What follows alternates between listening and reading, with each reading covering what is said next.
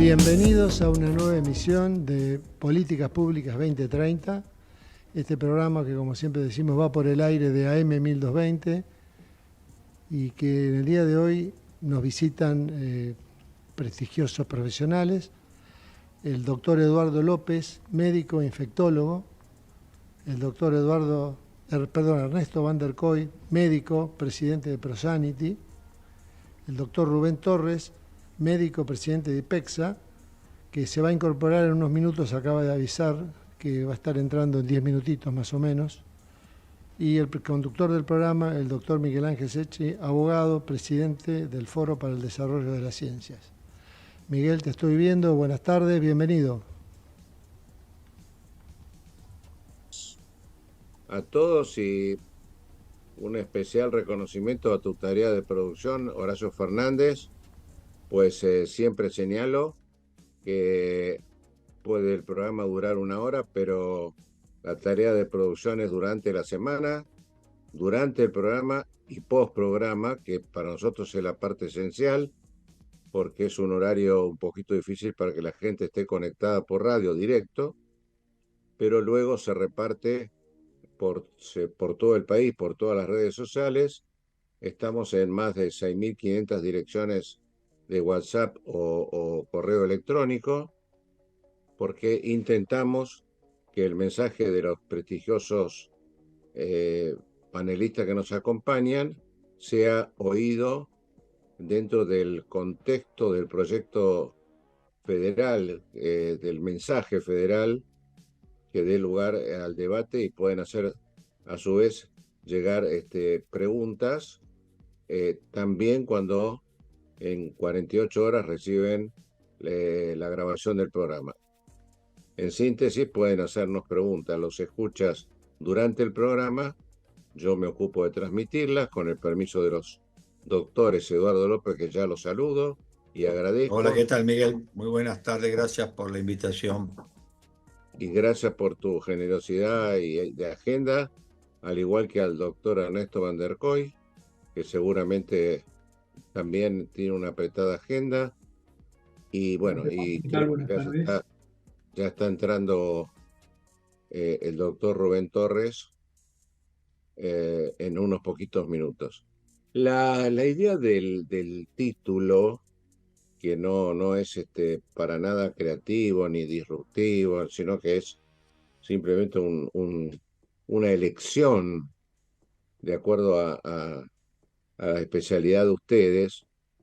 El comité digamos, de comunicaciones del foro y del grupo Medeos, partiendo de la especialidad del doctor Eduardo López, llegó a la conclusión de que toda su especialidad, conocimiento, inclusive sus conocimientos de política sanitaria, de la cual ha dado siempre sobradas muestras, y no por ser hoy estar presente tres amigos de muchos años, me comprenden la general ley que me impidan elogiarlos y decir que estamos muy orgullosos que nos acompañen.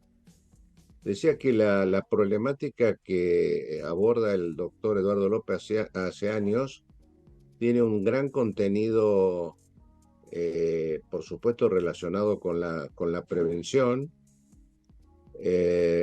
relacionado, por supuesto, sinónimo de Eduardo López, vacuna, pero también Eduardo López es promoción y prevención de la salud, y pretendemos que eso, en el diálogo con Van der Kooi y con Torres, vemos en qué contexto hoy, por lo menos, o en qué estadio estamos en la aplicación y en la gestión de la promoción y prevención. Esta es la idea, sin perjuicio de las preguntas que el doctor Eduardo López siempre recibe respecto al tema que lo ocupa y preocupa, que es el tema vacuna. Eduardo, que yo dejaría que el doctor Van der Kooi te haga a lo mejor una pregunta para ver en qué contexto estamos podemos largar el programa y a partir de ahí hacerlo dinámico y útil, sobre todo para el sistema de salud y los oyentes.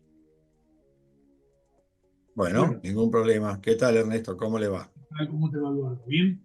Bien. Yo, digamos, el análisis de todo lo que tiene que ver con vacunación lo hago de la perspectiva siempre del impacto que tiene la salud pública, entendiendo que la salud pública es la salud de la población, no la salud estatal, se entienda claramente. O sea, el impacto que tiene la vacunación sobre la salud poblacional, porque en general hay que marcar claramente que no es lo mismo la lectura de la salud poblacional que de la salud individual. Hay acciones desde el sistema sanitario que impactan en toda la población, y una de ellas, sin dudas, es la vacunación. Así que, y alguna otra, yo estoy convencido que el sistema de salud te impacta proporcionalmente, no mucho en la salud de las poblaciones. En la salud de las poblaciones impacta mucho más trabajar sobre el medio ambiente, sobre la pobreza, ya sabemos sobre lo. El sistema sanitario tiene dos elementos que son esenciales para impactar en la salud poblacional. Uno es la vacunación y el otro es la educación para la salud. Así que esos son dos elementos muy, muy importantes.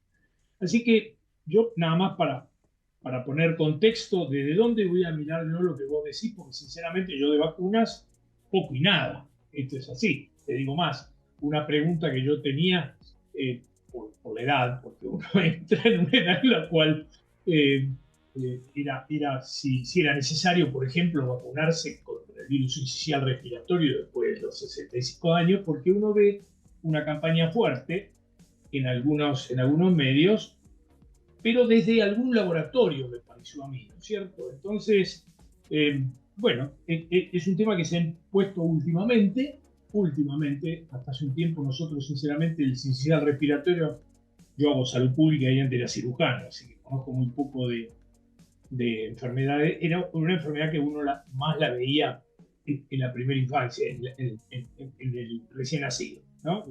Así que bueno, como pregunta esta sería la única, pero pregunta desde la perspectiva de alguien que quiere saber si se tiene que vacunar o no se tiene que vacunar. Esta es la realidad, como paciente, ¿sí? Está bien.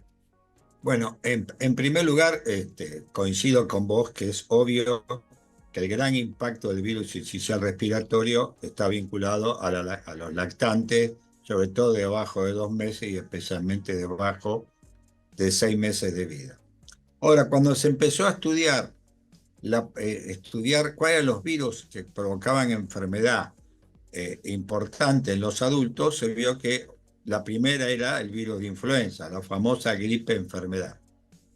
Y debajo de ella está el virus sincicial respiratorio, que muchas veces pasó desapercibido porque nunca se estudió adecuadamente.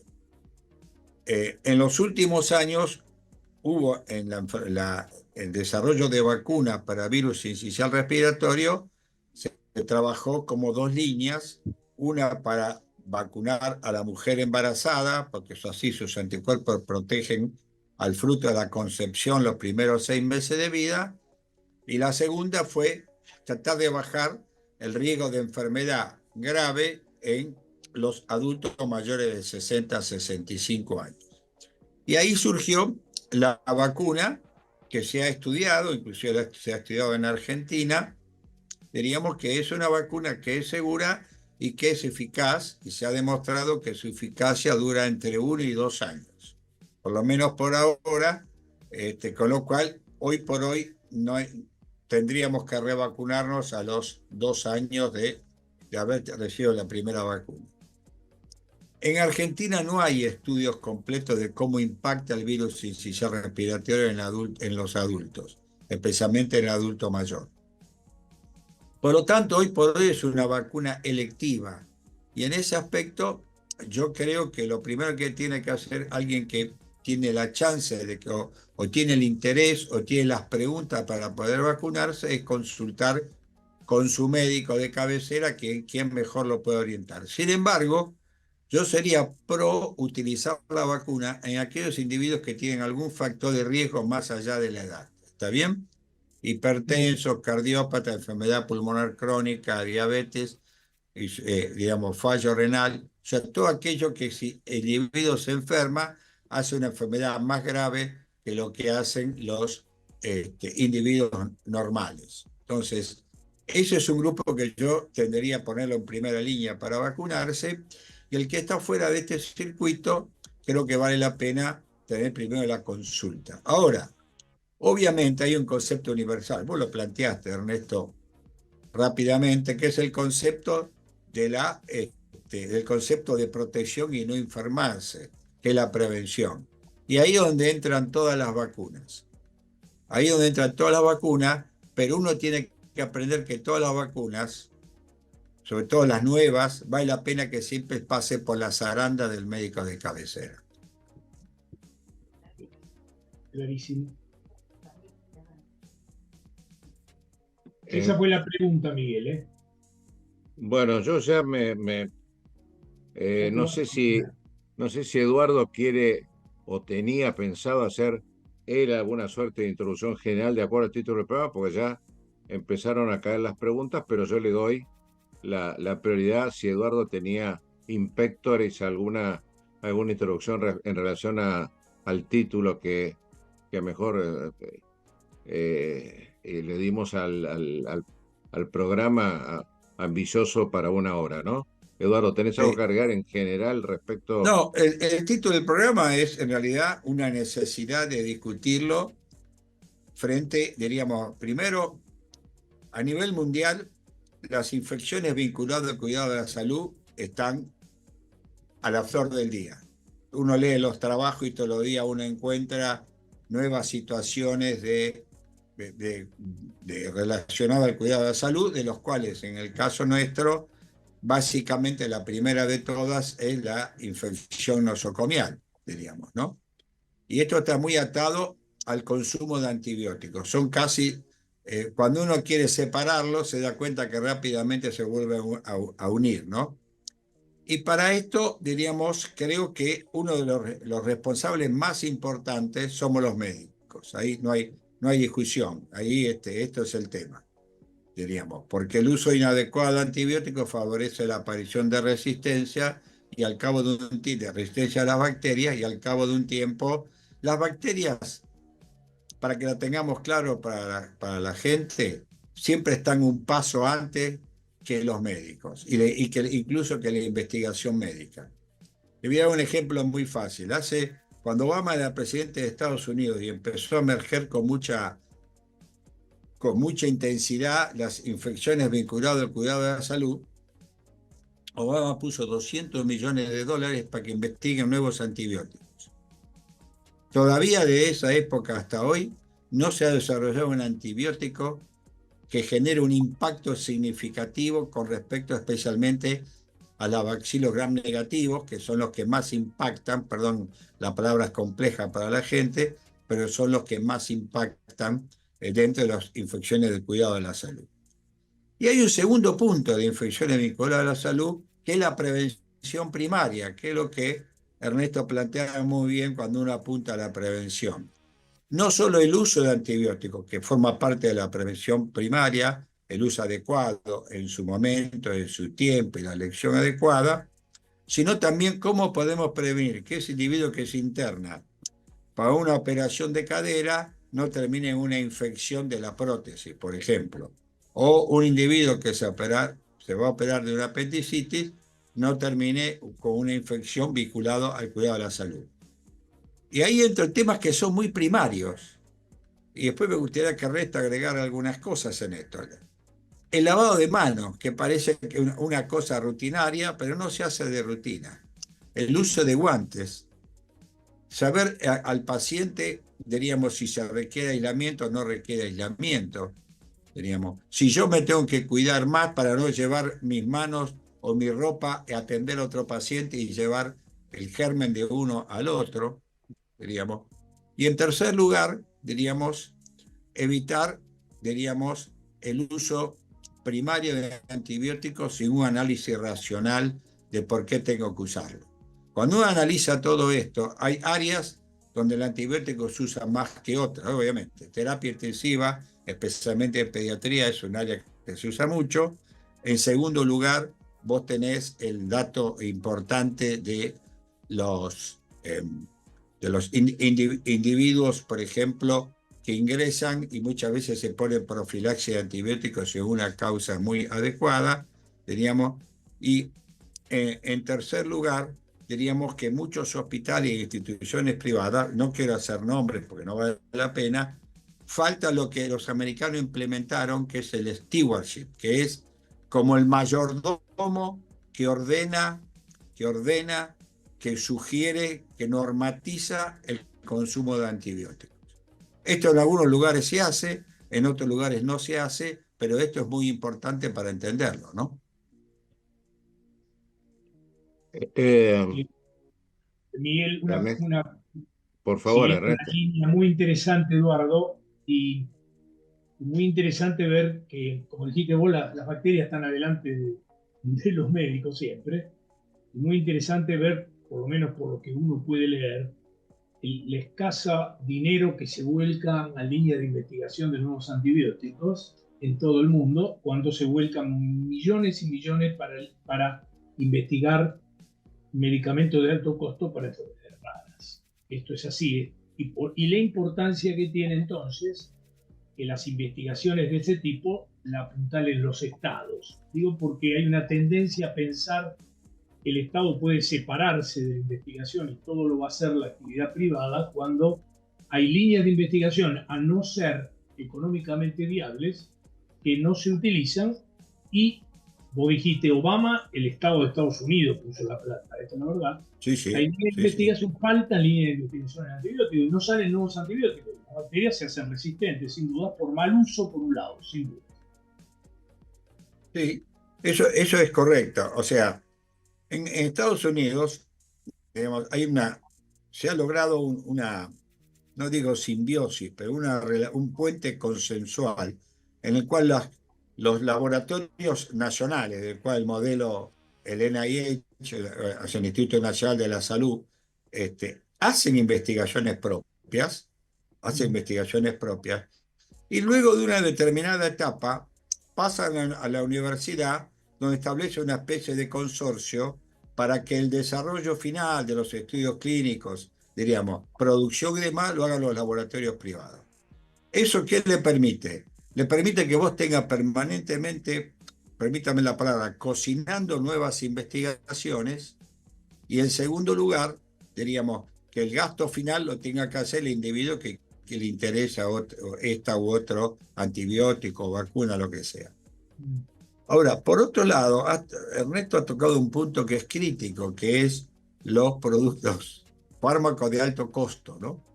Y ahí se entra en una discusión que casi es ética, ¿no? En el sentido de que uno dice, bueno, en un país de desarrollo intermedio o pobre, digamos, puede darse el lujo de pagar productos que cuestan 50 o 60 mil dólares mensuales, ¿no? Para una enfermedad que por ahí hay 50 o 40 en el año.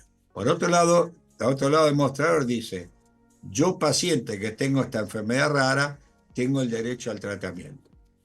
Creo que ahí hay que tratar de llegar a un punto de equilibrio en esto. Primero, no se puede pagar productos que no tienen una adecuada y completa investigación. Diríamos, esto es el primer punto, demostrando la verdadera eficacia.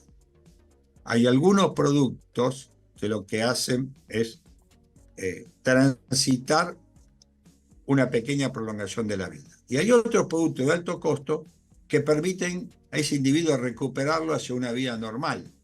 Por ejemplo, voy a dar un ejemplo de esto último. Por ejemplo, en pediatría hay muchas enfermedades con defectos enzimáticos. Hoy se han logrado fabricar estas enzimas y dárselas mensualmente o trimestralmente, dependiendo, a los chicos para que tengan un crecimiento normal. La enfermedad de Gaucher, para un ejemplo, es una característica, ¿no?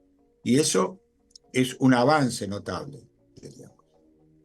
Ahora, el otro tema son enfermedades extraordinariamente raras donde la demostración de eficacia no es completa.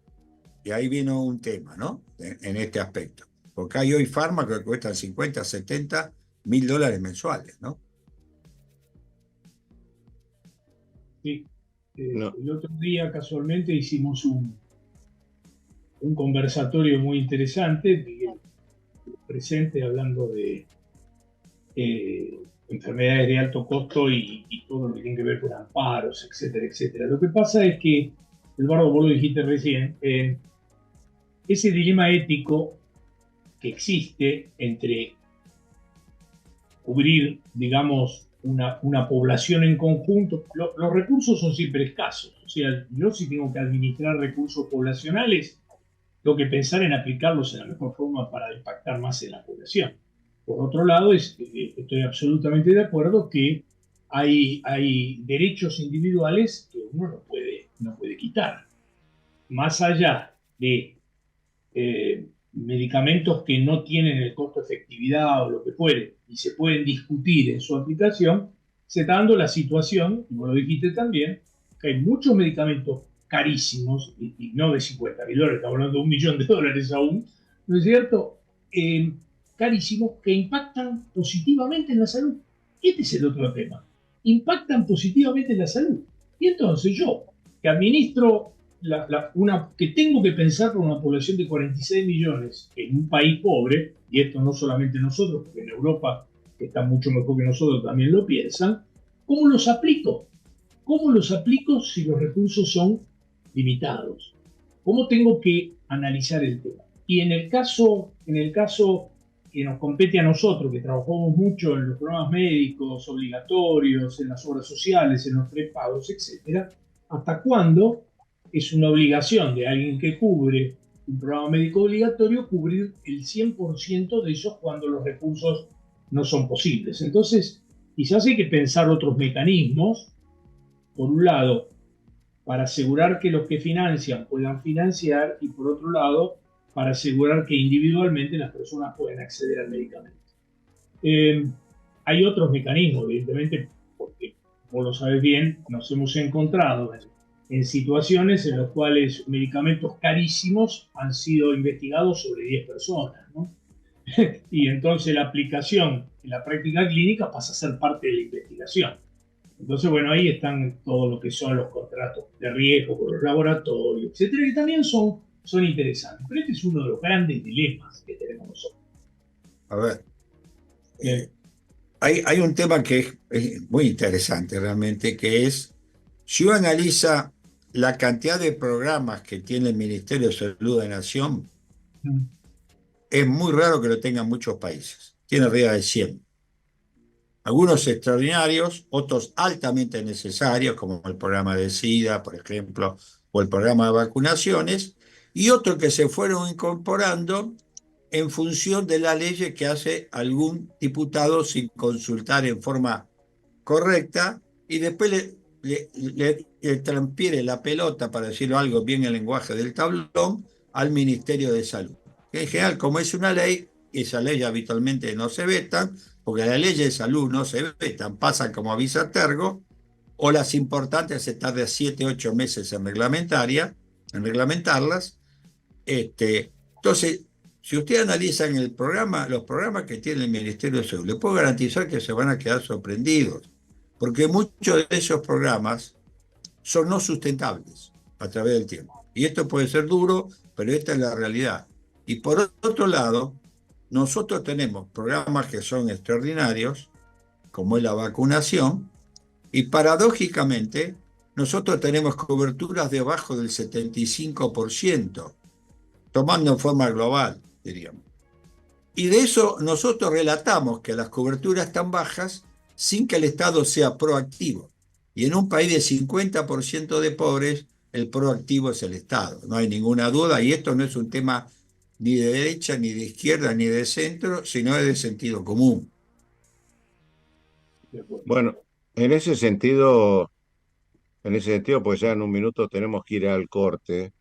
Ustedes plantearon bien la problemática y las posibles soluciones que hay que encontrar, a ver quién financia, como bien plantean Ernesto cuando dijo, hay medicamentos que costando $1 millón le solucionan el problema de salud a la persona y esa persona va a querer que recibirlo. Eh, esto queda para la segunda parte.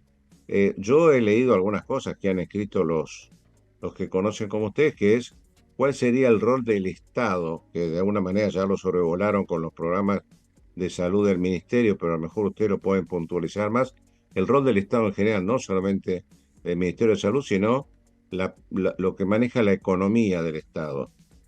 Y el otro tema sería que hay una tendencia a que el mercado asegurador y reasegurador también empiece a hacerse cargo de una parte de eso y que este mercado del seguro y del reaseguro están ofreciendo, están estudiando, están auditando, están trabajando con datos duros para que los diversos financiadores, sean estatales o privados, también encuentren una salida eventual ante una condena judicial en un amparo. Entonces, el rol del Estado más el rol del mercado asegurador, por ahí nos permite encontrar una salida a estas enfermedades de alto costo o de alto precio y baja frecuencia.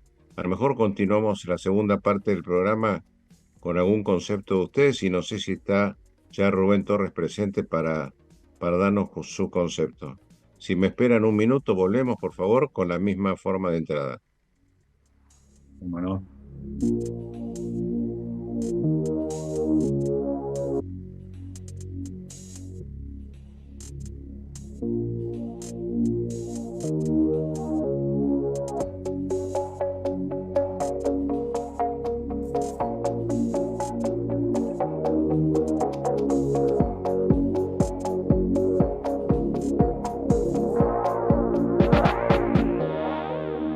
Ecomedios.com AM1220. Estamos con vos. Estamos en vos. American and Merit Hoteles. Primera cadena hotelera argentina. 3, 4 y 5 estrellas. Más de 20 destinos de Argentina y el Cono Sur. Aprovecha el código promocional Puro Branding con el 10% de descuento para los hoteles American Córdoba Park, American Executive Córdoba, American Buenos Aires Park, Merit San Telmo y American Executive Mendoza Hotel hasta fin de año. No válido para fines de semana largos. American and Merit Hoteles. Informate en ecomedios.com. Seguinos en TikTok, @ecomedios1220.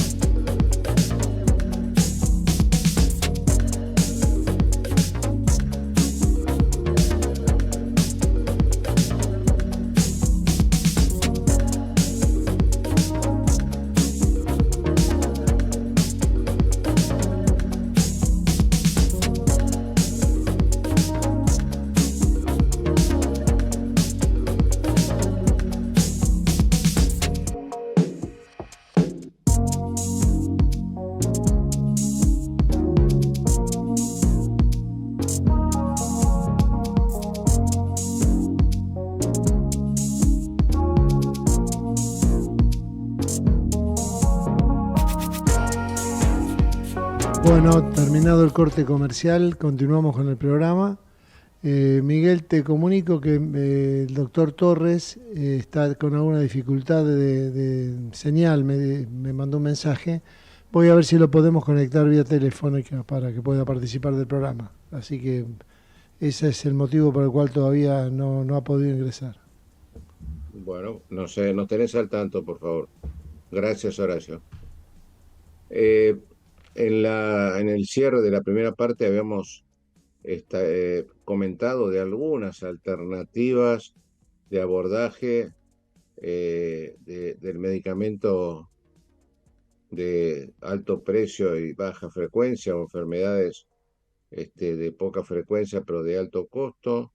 Eh, Creo yo que es el momento de que a lo mejor ustedes nos pueden ilustrar si imaginan que puede haber nuevas fuentes de financiamiento o diferentes a las actuales.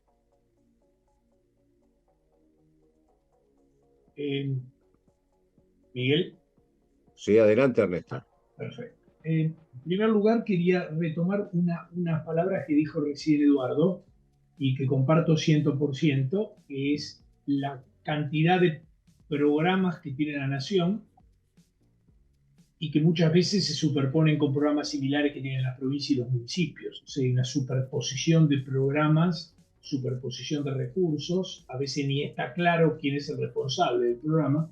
Así que esa revisión es necesario hacerla, sé que se está empezando a hacer, y los programas que son importantes deberían realizarse en conjunto con las jurisdicciones, no en forma aislada por la Nación, sino en forma conjunta con las jurisdicciones, porque impactan sobre las jurisdicciones. Nosotros sabemos que la salud es una responsabilidad de las provincias, ya lo sabemos claramente, y que hay determinados tipos digamos, de acciones que le ha delegado la provincia a la Nación. Eso también está claro. Pero también tenemos muy claro que nuestra Constitución es media rara en eso, la responsabilidad de la seguridad social es de la Nación. Entonces, en un mismo espacio geográfico, nos encontramos que la provincia es responsable del 100% de la población, pero el 48% de esa población está financiada por la Nación a través de obras sociales nacionales y a través de los prepagos, etc. Entonces, es todo un conjunto de conflictos. Los programas son otros conflictos, están superpuestos, pero hay programas como el Sumar, como el Remediar, que eran programas bastante interesantes, que creo que hay que trabajarlos bien, tratar de que no se vayan recursos por donde no corresponde, pero creo que impactaban positivamente en las provincias. Respecto a lo que planteaste vos, Miguel, recién, no es fácil lo que vos estás diciendo, no es nada fácil. Nosotros estamos pensando y trabajando desde hace un tiempo, pensando que todo lo que son medicamentos de alto costo, seguramente no solamente eso, sino alguna otra cosa también, deberían salir de la obligación de cobertura de las obras sociales, tanto nacionales, provinciales, de los prepagos, etc. Y que deberíamos tener una canasta de prestaciones, canasta de prestaciones y servicios, como querramos llamarlo. Hoy se llama PMO, pero habría que modificarlo seguramente. ¿No es cierto? Que cubra básico para el 100% de la población. Esto no nos queda una menor duda, porque hoy por hoy esa cobertura será para el 50% de la población. El otro 50% no tiene esa referencia. O sea, esto es para decirlo. Entonces, estamos trabajando desde varios, no nosotros en lo personal, sino en general, se está visualizando que esto hay que cambiarlo. Ahora, que uno lo saque de la obligación de cobertura no significa, por lo que dijimos antes, que no haya que cubrirlo desde alguna otra perspectiva. O sea, ¿cómo se cubre eso? Y ahí aparecen determinadas cosas. Una, sin duda, la Agencia de Evaluación de Tecnología Sanitaria como un elemento esencial para determinar si hay costo-efectividad o lo que fuera y determinar si ese medicamento corresponde o no que se cubra. Esto nos daría mayor certeza para evitar, como vos sabés perfectamente, en ese conversatorio que hicimos, nos mostraron estadísticas de que el 40 y pico % de los medicamentos cubiertos obligatoriamente por amparos, ¿no es cierto?, no cumplían ninguna de estas condiciones. Esto lo vimos, ¿no es cierto? Y sin embargo hubo que cubrirlos. Así que la agencia nos puede servir mucho, pero de cualquier forma tenemos que encontrar un mecanismo para cubrirlos, un mecanismo financiero para cubrirlos para aquellos que correspondan.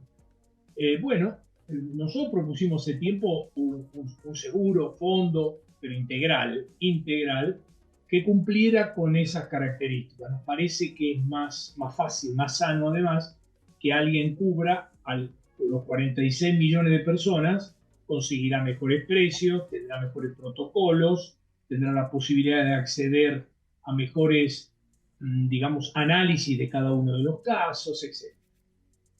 Esto es Argentina, y así como necesitamos una agencia de evaluación de tecnología limpia de toda influencia, ¿me entiende? Sí. Necesitaríamos lo mismo si se arma un seguro de este tipo, porque tan fuertes son las presiones económicas que, ¿no es cierto?, evidentemente los que trabajen en esto tienen que estar muy claramente alineados en el objetivo y no tener ningún interés que choque con otro interés personal. Estos serían algunos mecanismos, pero tampoco es fácil porque primero ni siquiera está valorizado eso. Yo te digo, Miguel, ni siquiera está valorizado. Nosotros hemos hecho algunas valorizaciones de cuánto saldría cubrir medicamentos de alto costo, por ejemplo, más algo de discapacidad que nos parece que no corresponde que exista dentro del sistema sanitario. Lo tenemos hecho. Creo que a fin de año, cuando presentemos el PMO, vamos a hacer un acercamiento a eso. Ahora, esto está hecho evidentemente a precio de mercado. Nosotros lo hacemos a precio de mercado. ¿Y por qué lo hacemos a precio del PVP? Porque los medicamentos de alto costo se llaman también medicamentos oscuros. Oscuros en cuanto al precio.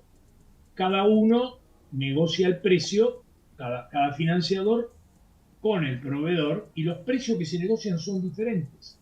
Si ustedes se acuerdan, cuando Gervino era superintendente, hizo un trabajo, ¿no es cierto?, en el cual determinó la curva de compra de los medicamentos de alto costo variaba de una obra social a otra al doble en una obra social respecto a otra. Como vuelvo a decir, hay muchos intereses económicos por medio, esto habría que analizarlo, y evidentemente un seguro o fondo, como querramos llamarlo, pero integral, no fondo económico exclusivamente. Esto debería ser un análisis integral del tema. Un fondo de este tipo o seguro de este tipo permitiría comprar mucho más barato y tener, evidentemente, frente al laboratorio, frente a la industria, tener otro peso en la negociación. Por supuesto que eso sería luego que pasara por una agencia de tecnología que dijera si corresponde o no su cobertura, ¿no? Perdón la interrupción, pero el doctor Torres está conectado solamente con audio, así que lo pueden conversar. No sé si Rubén quiere hacer algún aporte a lo que se habló, si pudo escuchar o... Hola, sí, buenas tardes, Miguel, Ernesto, Eduardo. Hola. No, escuchaba muy atentamente. Simplemente 2 o 3 comentarios, porque es muy difícil agregar a lo que 2 maestros como Eduardo y Ernesto dicen. A ver, una cosa que me interesa remarcar y que hace a la política pública es lo que Eduardo manifestaba respecto de la resistencia microbiana. Esto es un objetivo que los organismos internacionales de salud vienen marcando como uno de los desafíos a lograr de los próximos años. Y últimamente ha aparecido un trabajo que me pareció muy interesante sobre 5 países de América Latina, entre los cuales no está Argentina, pero que muestran que en esos países la indicación antibiótica, en algunos casos, el 50% de las indicaciones, estas no están, digamos, correctamente hechas. Entonces, bueno, ahí es un tema sobre el cual me parece que todo el sistema de salud, el sistema de formación médica y demás tiene que poner fuertemente luz. El segundo aspecto que están discutiendo ahora, y vos preguntabas, Miguel, roles del Estado. Yo vi ahí que esto marcó muy bien la necesidad de una agencia nacional de evaluación de tecnologías, marcó también la necesidad de un fondo de cobertura para los medicamentos de alto costo.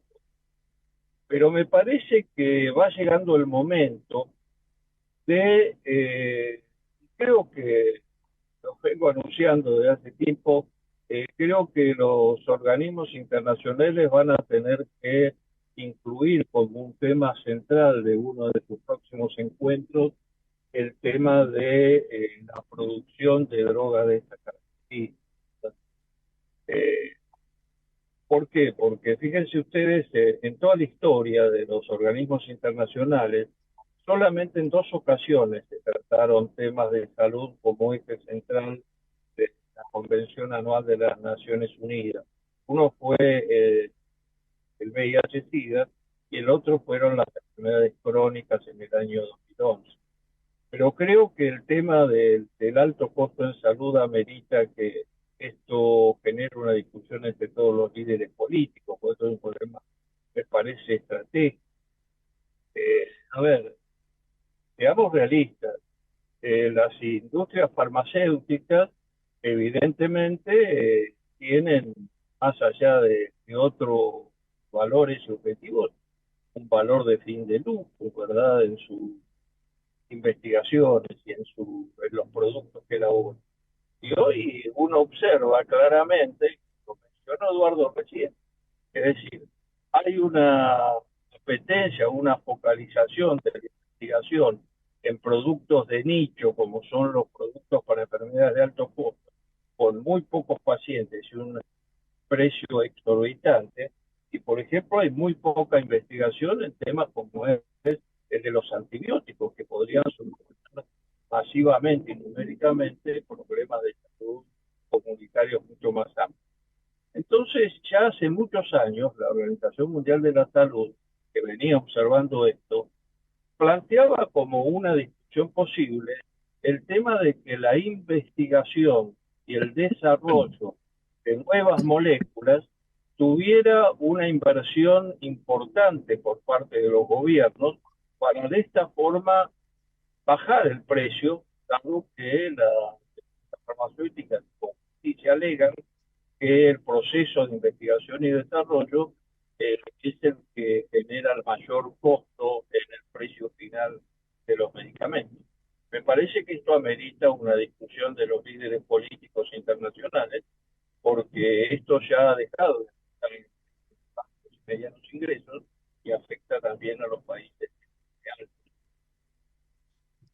Eduardo, Sí, antes de a ver, pasar a espera que quiero algunas... hacer 2 pequeños comentarios de esto que es No, no, interesante. a eso me refería. Antes de pasar a algunas preguntas que me han Sí, llegado, si tenés algo que comentar respecto a lo que dijo el sí, doctor Torres. yo creo que la agencia de evaluación de nueva tecnología y demás, creo que es necesaria en la medida que se convoque para cada tema a gente, a profesionales que conozcan el tema. Uno de los temas que pasó cuando se hizo el primer esfuerzo de la Agencia Nacional fue que se decidió dejar de lado las sociedades científicas. Y esto fue un tema que bastante controvertido. En Estados Unidos, por ejemplo, la evaluación de antibióticos de vacuna se nombra ad hoc un grupo de individuos que conocen de esto muchísimo más que los oficiales, como le llaman los americanos, y esos individuos son los que dan el aval o no dan el aval. El riesgo de Argentina es que las agencias famosas no pongamos amigos. Y esto lo digo sin ningún desparpajo, porque esto ha ocurrido y ocurre permanentemente. El segundo punto, diríamos, yo creo que definitivamente uno tiene que animarse a armar de alguna manera algo con que se pueda pagar esto. Y yo creo que el tema de un fondo de reaseguro, como le quieran llamar, no me parece mal, parece grupo de enfermedades raras y de alto costo.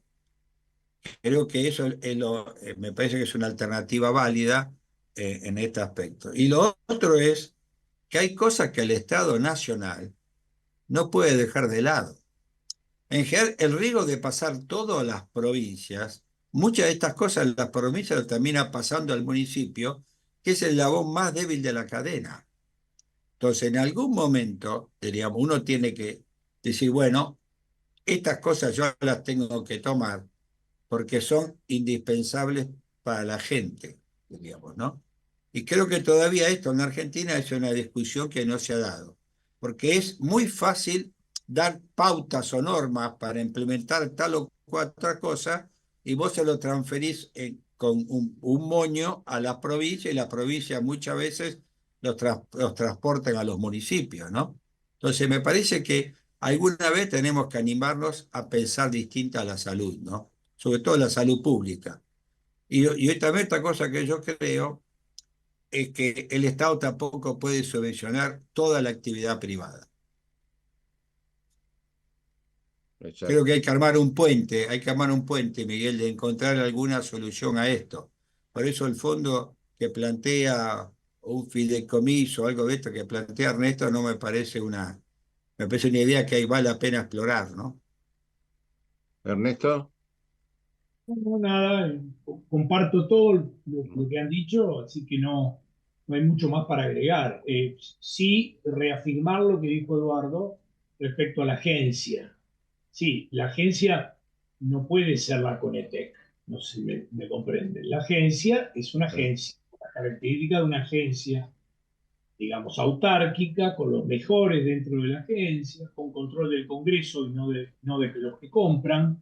Bueno, una serie de parámetros que debe tener por ley, que salga por ley, una serie de parámetros que hacen que una agencia sea, digamos, un organismo insospechado.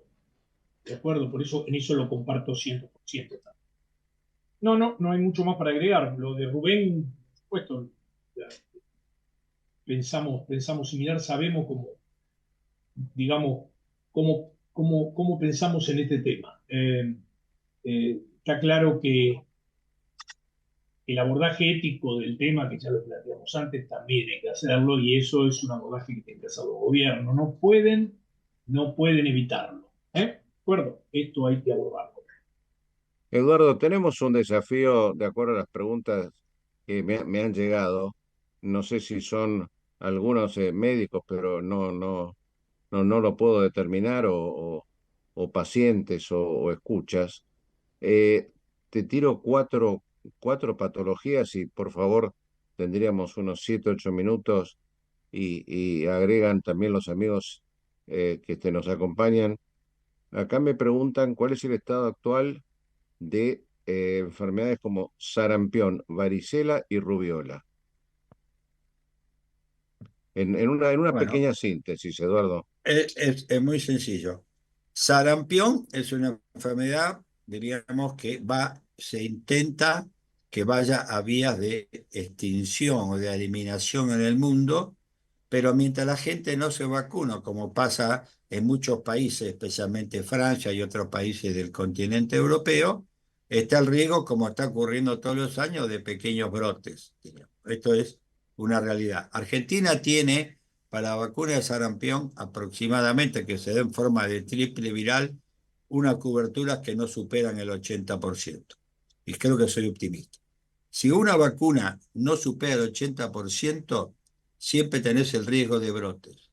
Porque a vos te queda 20% de la población, pero cuando vas a 5 años te quedó el 100% de una cohorte que nace.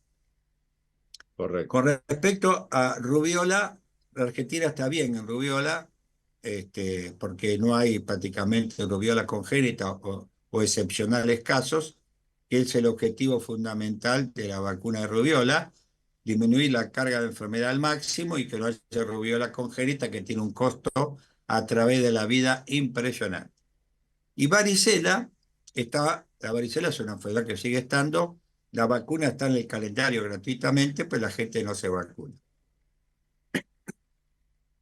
Bueno, y la niña bonita para el cierre, también con la ayuda de los amigos, ¿qué está pasando con Eduardo? ¿Cómo es el tema dengue?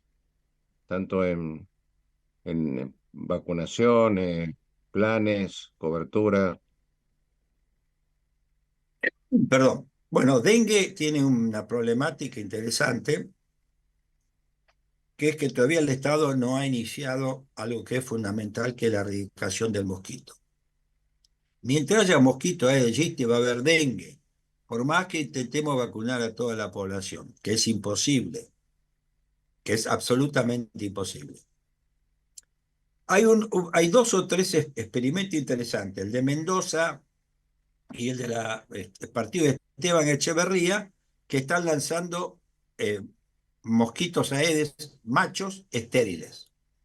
Entonces, al no eliminar a embrión, el virus no puede reproducirse. Con respecto a la vacuna, es una vacuna electiva, se han implementado distintos planes y vamos a ver cómo funciona, pero necesita hoy por hoy 2 dosis. Entonces, si vos no empezaste a vacunar en octubre o en noviembre, vacunar en enero y febrero, tu impacto va a ser menor, ¿no? Correcto. O sea, porque el efecto entre una dosis y la otra hay cobertura cuando te diste la segunda dosis. A ver, o sea, eso es una pregunta que tiene dos lecturas. Está empezando a aparecer algún trabajo en el cual con una dosis uno tiene una inmunidad transitoria. ¿Está bien? Tiene algún tipo de inmunidad, ¿no? Con lo cual podría darte la primera dosis tener algún tipo de protección. Eso está apareciendo en algunos trabajos y son esperanzadores en este aspecto. Ahora, el otro tema que uno tiene que analizar, cuando vos analizás la curva de dengue, me voy a tomar 2 minutos para explicar esto. El grupo que mayor cantidad de casos de dengue fue el de 24, el de 20 a 30 años. Segundo, fue los adolescentes. Y tercero, los de 30 a 40 años. Entonces, si uno analiza una estrategia de vacunación con criterio de protección, la OMS dice, vayamos a los adolescentes, porque la vacuna fue aprobada ahí, fue probada y ha demostrado eficacia. Pero vos para vacunar adolescentes, no hay 20 adolescentes, es una campaña monstruosa en cuanto a cantidad de dosis que vos tenés que dar. Entonces, acá tiene que haber una decisión del Estado. Y hoy por hoy, en dengue, lo que se ha hecho es estrategias focales definidas por las provincias. Si vos me decís, tiene que vacunarse la Patagonia, te diría no. Tiene que vacunarse Cuyo, probablemente no tampoco. Pero ¿qué hacemos con el centro del país, el norte, no? Y el otro tema, que se ha hecho tanto despiporre con esta vacuna, que la gente no se va a vacunar. A unos lugares donde la vacuna se da gratuitamente. Y eso sí Correcto. es un problema, porque la vacuna tiene un periodo finito en algún momento. ¿Por qué es esto? Porque la comunicación de vacuna y acceso no es adecuada. Si vos analizás, la propaganda contra el dengue, ¿a quién es el responsable de la profilaxis de prevenir el dengue? La gente. La gente, usted tiene que bajar esto, tiene que sacar esto, no tiene que tener agua. La gente. Y hay lugares en la Argentina donde es normal que tener una cubierta de agua que junte agua, una cubierta de auto que junte agua. Entonces, me da la sensación, diríamos, que le transferimos a la gente la responsabilidad de prevenir el dengue. Es muy difícil, especialmente en áreas carenciadas. Y el otro tema, para terminar, que es importante, tenemos que animarlos a multiplicar la experiencia de Mendoza y del partido de Esteban Echeverría. Te voy a decir por qué. En los países que implementaron esterilizar al macho por distintos mecanismos, el más usado es la bacteria esta que yo te comenté la vez pasada, la Wolbachia, que genera huevos anembrionados, bajó la cantidad de mosquitos en un 90% y el dengue bajó entre 75 y 90%, sin vacuna. Y no estoy en contra de la vacuna, por el amor de Dios, sino para entender que uno puede tener una estrategia de protección individual, las primeras 10 palabras de reto, y otra es la estrategia de prevención de salud pública. Mientras haya mosquitos, es muy difícil que vos elimines el dengue. Ernesto y No, no. Rubén, una despedida del programa a cargo de ustedes, por favor. Yo solamente saludar. Se lo dejo a Rubén. Muy, muy clara la explicación de Eduardo recién y la comparto, por supuesto. Rubén, No, yo también, Miguel, creo que Eduardo ha sido absolutamente claro y y creo que no hay mucho más para agregar. Él lo ha remarcado y quiero hacerlo acompañándolo, ¿no? Es decir, el Estado tiene que definir cuál es su papel en todas estas estrategias y aplicarlas, ¿verdad? Es decir, las herramientas, como bien ha mostrado Eduardo, están. Bueno, simplemente hay que tener la voluntad política y capacidad técnica en los equipos para poder aplicar. Bueno, entonces, Eduardo López, Ernesto Van der Kooi, Rubén Torres, un honor, un gusto y sobre todo lo que resalto es que de este diálogo, de este conversatorio, como le gusta a Ernesto llamar a las charlas entre profesionales, hay un mensaje social, un mensaje hacia los decisores políticos y creo que se está, como dicen algunos, mirando hacia adelante y no solamente haciendo diagnósticos, porque durante este programa se tocaron temas que hacen a la situación actual, pero también hay muchas propuestas que las autoridades, entiendo yo que lo están abordando, posiblemente con dificultades de gestión o de financiamiento o de orden en las institucional y procesos políticos, pero creo que estamos en un camino, por lo menos en este programa, tratando de aportar no solamente un aspecto crítico, sino también posibles soluciones. Eduardo, yo sé del esfuerzo que hiciste hoy por tu agenda, por todo lo que uno tiene, obligaciones cotidianas. Igualmente Ernesto, que hoy a las 8 de la mañana ya toma contacto conmigo para ver cómo venía la situación. Y por supuesto el doctor Rubén Torres, que siempre está atento para colaborar. Yo muy, pero muy agradecido. Y nuestros saludos al doctor Neira, que siempre nos acompaña, pero hoy está en otra actividad y se ha disculpado. Yo les mando un fuerte abrazo, un gran agradecimiento y reitero que este programa en el día de mañana se difunde por todo el país. Les mando un fuerte abrazo y Gracias, Miguel. Un orgullo que hayan aceptado conversar con nosotros. Saludos a todos.